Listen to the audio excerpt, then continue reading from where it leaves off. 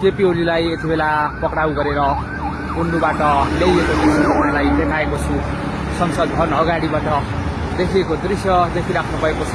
केपी शर्मा ओलीलाई यही गाडीमा हालेर ल्याइएको छ र देखिराख्नु भएको छ। संसद भवन अगाडिबाट देखाएको दृश्य तपाईँलाई केपी ओलीलाई भर्खरै पक्राउ गरेर ल्याइएको दृश्य तपाईँलाई देखाइराख्दाखेरि कस्तो लागेको छ जस्ताको तस्तै प्रतिक्रिया दिनुहोला।